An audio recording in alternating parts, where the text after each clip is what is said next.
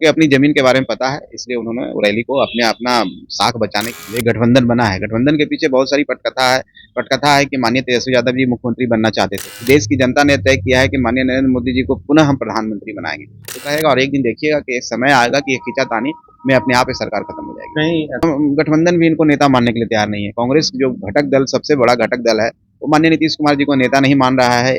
देखिए वाराणसी में नीतीश कुमार की रैली रद्द होने के बाद लगातार जो मीडिया जगत है उसपे ये शोर मचा हुआ है कि आखिर ये रैली रद्द क्यों की गई, जबकि जदयू की तरफ से लगातार ये आरोप लगाया गया कि जिला प्रशासन की तरफ से अनुमति नहीं मिली। इसी सब को लेकर आज जो है हम सेकुलर के राष्ट्रीय अध्यक्ष संतोष कुमार सुमन ने कहा है कि जिस तरह से जो 3 राज्यों में जो प्रदर्शन हुआ है इंडिया गठबंधन का, और नीतीश कुमार ने जिस तरह से मध्य प्रदेश में अपने जो 10 कैंडिडेट उतारे हैं, उनके मतों को अगर सारे मतों को गिन लिया जाए तब भी 20 से 22 हजार नहीं पूरे होते हैं।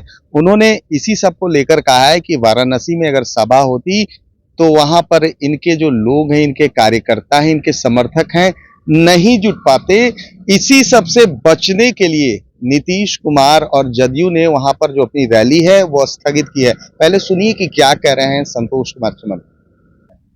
देखिए, कारण कुछ भी निकालिए, एक ही कारण स्पष्ट है कि माननीय नीतीश कुमार जी को जो 3 राज्यों में प्रदर्शन रहा भारतीय जनता पार्टी का, उससे उनका आँख खुल गया और उनको लगा कि जो हम राजनीति कर रहे हैं, देश की राजनीति माननीय नरेंद्र मोदी जी के खिलाफ, वो चलने वाली नहीं है। जनता उनके साथ है, जनता उनको आशीर्वाद देती है। इस डर से वो सहम गए और वो रैली को टाल दिए। और कारण तो फिर कुछ भी निकाला जा सकता है, उन कारणों पर हम नहीं जानते। हम इतना ही जानते हैं कि वो नहीं करना चाहते हैं। अब उनको समझ में आ गया कि हमारी नेतागिरी बिहार तक ही सीमित है, क्योंकि मध्य प्रदेश में वो 10 जगह पर चुनाव लड़ाए थे।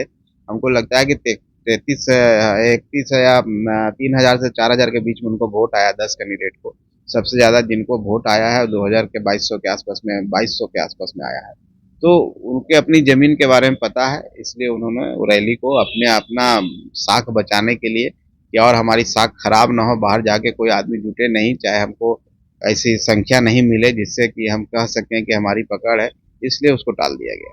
अच्छा सर, महागठबंधन में सब कुछ क्या लग रहा है, ठीक नहीं चल रहा है? मुख्यमंत्री और उप मुख्यमंत्री दोनों साथ नहीं, इतना बड़ा देखिए, पहले दिन से आपसी समन्वय नहीं है, और ये समझौता किसी कारण से, एक ईगो के लिए, चाहे किसी कारण से एक गठबंधन बना है। गठबंधन के पीछे बहुत सारी पटकथा है कि माननीय तेजस्वी यादव जी मुख्यमंत्री बनना चाहते थे और माननीय मुख्यमंत्री जी प्रधानमंत्री बनना चाहते थे। तो दोनों के जो साथी है, जो मंसूबा था, जिसके कारण से गठबंधन हुआ था, दोनों पूर्ण नहीं होता दिख रहा है। इसलिए नहीं होता दिख रहा है, देश की जनता ने तय किया है कि माननीय नरेंद्र मोदी जी को पुनः हम प्रधानमंत्री बनाएंगे। तो जब वो पुनः प्रधानमंत्री बनेंगे तो माननीय नीतीश कुमार जी के लिए कोई जगह नहीं है। और दूसरी बात है कि जो गठबंधन उन्होंने बनाया है, इंडी गठबंधन, जिसको गठबंडिया गठबंधन का नाम दिया जा रहा है हम लोग की तरफ से, हम लोग बोलते हैं, तो वो गठबंधन भी इनको नेता मानने के लिए तैयार नहीं है। कांग्रेस जो घटक दल, सबसे बड़ा घटक दल है, वो माननीय नीतीश कुमार जी को नेता नहीं मान रहा है। 1 मीटिंग 2 मीटिंग हुआ, और जितने जोश खरोश से इन्होंने मीटिंग की शुरुआत की थी, उतना ही खत्म हो गया। चुनाव हुए, 4-5 राज्यों में चुनाव हुआ।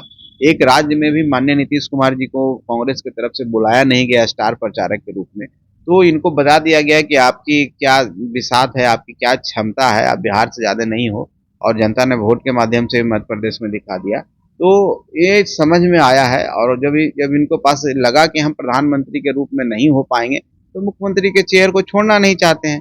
अब माननीय तेजस्वी यादव जी को मुख्यमंत्री बनाने का कमिटमेंट था, इसलिए दोनों में कहाँ से पटेगा।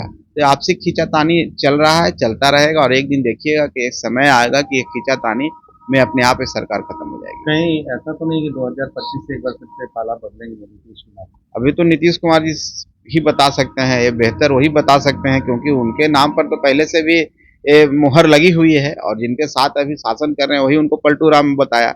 हम लोग तो नहीं बोले, पलटू चाचा बोलने वाले माननीय तेजस्वी यादव हैं, पलटू राम माननीय लालू प्रसाद यादव जी हैं। तो उनके जिनके साथ काम कर रहे हैं वही उनके ऊपर विश्वास नहीं करते हैं। तो अब कहाँ जाएंगे नहीं जाएंगे ये उनके ऊपर है, वही जब बेहतर जानते हैं। हम लोग इतना जानते हैं कि एनडीए मजबूत है, और एनडीए में उनकी हम नहीं समझते हैं कि अब कोई जरूरत है।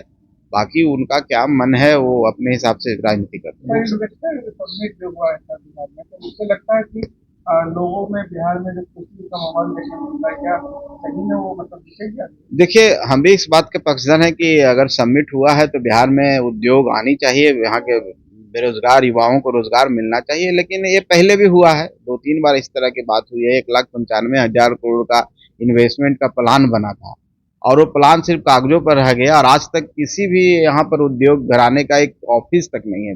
बिहार में ऑफिस नहीं खोल पाए।